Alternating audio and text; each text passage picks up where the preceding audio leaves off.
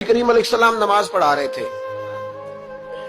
ظہر کی نماز تھی یا عصر کی نماز تھی، صحیح مسلم میں موجود ہے۔ حضرت ابو ہریرہ فرماتے ہیں نماز پڑھاتے پڑھاتے نبی پاک نے قدم آگے کیا، نماز پڑھاتے پڑھاتے قدم آگے کیا اور یوں ہاتھ اٹھایا پھر واپس کر لیا۔ اب نماز پڑھ کے نا تو سلام پھیرا تو صحابہ عرض کرنے لگے یا رسول اللہ صلی اللہ علیہ وسلم، وہ نماز میں پیر بھی آگے کیا تو ہاتھ بھی اٹھایا، تو وجہ کیا تھی؟ اب پہلا سوال تو یہ ہے کہ آپ لوگ نماز پڑھ رہے تھے یا حضور کو دیکھ رہے تھے؟ تو صحابہ تو پہلے ہی بتاتے ہیں کہ بھئی ہم تو پہلی صف میں نماز اس لیے پڑھتے تھے کہ نماز بھی ہوتی رہتی تھی اور چپ کے محبوب کی دید بھی ہوتی رہتی تھی۔ حضور سے پوچھا یا رسول اللہ، وہ نماز پڑھتے پڑھتے قدم آگے بڑھایا آپ نے تو پھر پیچھے کر لیا، کیا تھا؟ اور ہاتھ اٹھایا تو پھر آپ نے نیچے کر لیا۔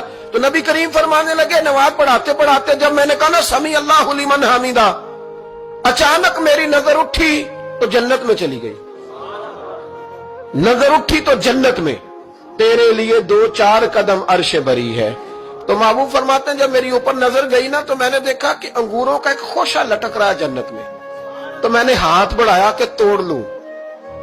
حضور کھڑے ہیں مسجد نبوی میں اور فرماتے ہیں کہ میں یہاں کھڑے ہو کے ہاتھ اونچا کروں تو میرا جنت تک پہنچ جاتا ہے۔